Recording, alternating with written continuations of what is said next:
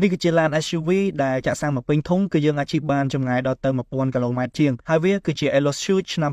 2024 ដែលមានតម្លៃខ្ទង់ $40,000 ជាងប៉ុណ្ណោះមូលហេតុដែលធ្វើឲ្យឡានមួយនេះអាចជិះបានឆ្ងាយបែបនេះក៏ដោយសារតែវាជាប្រភេទឡាន Hybrid ដែលប្រើម៉ាស៊ីនសាំងចំណុះ 1.5 លីត្រ Turbo ទំហំ 4 ស៊ីឡាំងថ្មីបូកផ្សំជាមួយនឹងម៉ូទ័រអគ្គិសនីនិងអាគុយ Hybrid ដែលធ្វើឲ្យកម្រិតស៊ីសាំងជាមធ្យមរបស់វាត្រឹមតែ 3.5 លីត្រប៉ុណ្ណោះក្នុង 100 គីឡូម៉ែត្រមិនត្រឹមតែស៊ីសាំងតិចប៉ុណ្ណោះទេប៉ុន្តែ SUV មួយនេះក៏មានកម្លាំងខ្លាំងជាង SUV ធម្មតាដែរដោយកម្លាំងសេះរបស់វាគឺ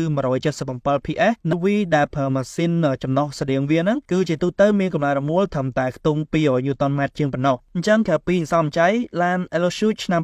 2024 ក៏មានរូបរាងស្អាតនិងទំនើបដែរហើយអ្វីដែលសំខាន់នោះគឺភាពធំទូលាយព្រោះថាឡានមួយនេះគឺវាមានប្រវែងតួខ្លួន 4.7 ម៉ែត្រទទឹង 1.9 ម៉ែត្រកម្ពស់ 1.7 ម៉ែត្រនិងគម្លាតពីកង់មុខទៅកង់ក្រោយគឺ 2.8 ម៉ែត្រអ្វីដែលជា option ខ្ញុំពេញចិត្តនោះគឺវាមានបំពាក់កៅអីសប្បាយចុចអូតូបូកជាមួយនឹងមុខងារក្តៅត្រជាក់ហើយកៅអីអ្នកដំណើរនៅខាងមុខនឹងគឺវាមានតម្រូវជើងអូតូទៀតភាពបីដូចជាកៅអីប្រភេទ First Class អញ្ចឹងប៉ុន្តែប៉ុណ្ណោះវាក៏មានបំពាក់ Counter Digital និងអេក្រង់កំសាន្ត Touch Screen ទំហំដល់ទៅ 12.3 អ៊ីងបូករួមជាមួយនឹងប្រព័ន្ធកាមេរ៉ា 540 degree និងតបូកញ្ចក់វែងដែលយើងអាចចុចបិទបើកអូតូបានដែលវាមានទំហំធំដល់ទៅ 1.17 ម៉ែត្រការ៉េឯណោះធំមែនតើចំណុចចុងក្រោយដែលខ្ញុំចង់បង្ហាញដែរនោះគឺខាងក្រុមហ៊ុនគាត់នឹងផ្ដល់ជូននូវការធានារយៈពេល5ឆ្នាំឬ 150,000 គីឡូម៉ែត្រទៅលើគ្រឿងបន្លាស់ទាំងអស់បូករួមទាំងការថែទាំបដូរប្រេងបដូរស្បែកហ្វ្រាំងគឺបងប្អូនរាប់ចាំបាច់ចំណាយលុយទេអញ្ចឹងតើបងប្អូនយកចំណាត់ដែរចំពោះឡាន SUV Hybrid មួយនេះជួយ comment នៅខាងក្រោមផងហើយកុំភ្លេចចុច share វីដេអូនេះនិង follow page ម្នាក់មួយផងអរគុណ